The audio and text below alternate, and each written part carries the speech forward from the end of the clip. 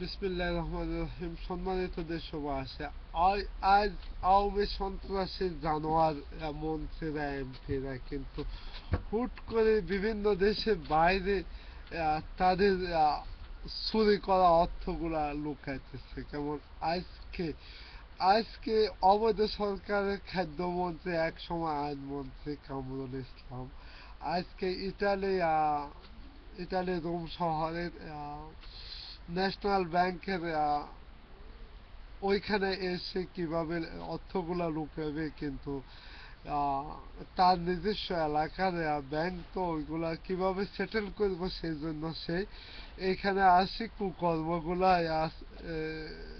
বিদেশে অবৈধ আর্থিক অর্থগুলা ফসাই করার সিদ্ধান্ত নিতেছে। এভাবে একের পর এক সকল নেতৃবৃন্দ এভাবে পালাচ্ছে আর বিভিন্ন টাকা পয়সা করছে।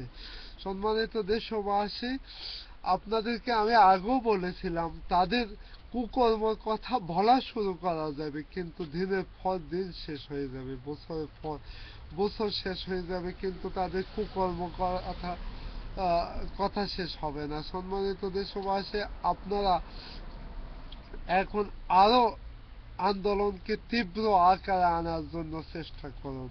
আপনাদের আন্দোলন সঠিক গতিতে চলতেছে ঠিকই, কিন্তু আজকে কোনো মিডিয়া এবং স্যাটেলাইট, কোনো ইলেকট্রনিক প্রিন্ট গণমাধ্যমে কোনো দিক আপনাদের পক্ষ ভূমিকা রাখতেছে না, সব রাখতেছে অবৈধ সরকার, অবৈধ ডিজিটাল সন্ত্রাসী কার্যক্রমে, ডিজিটাল সন্ত্রাসী লেভেলে সবগুলাকে নিয়ন্ত্রণ করতেছে। সম্মানিত দেশবাসী, আপনারা ভাঙ্গে পড়ার কোনো কারণ নেই।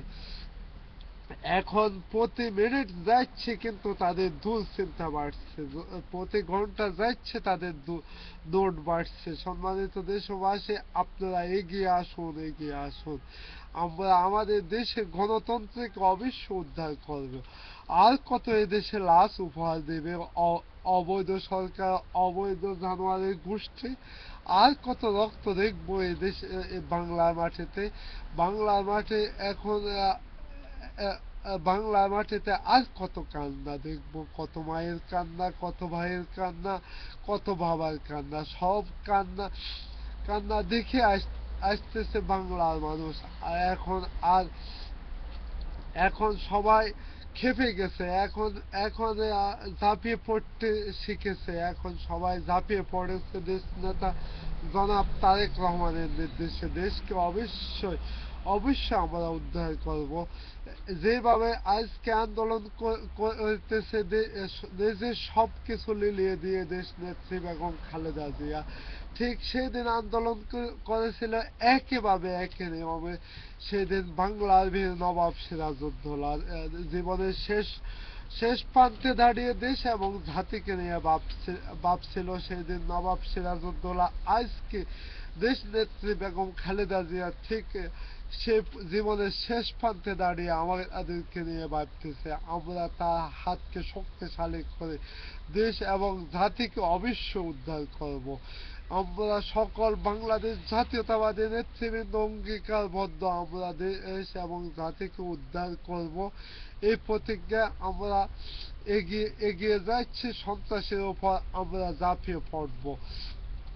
অবৈধ অবৈধ সরকারের সন্ত্রাসে মাত্র 120 জন সন্ত্রাসে লক্ষ লক্ষ মানুষকে গুলি করেছে পুলিশের সাক্ষী দিয়ে।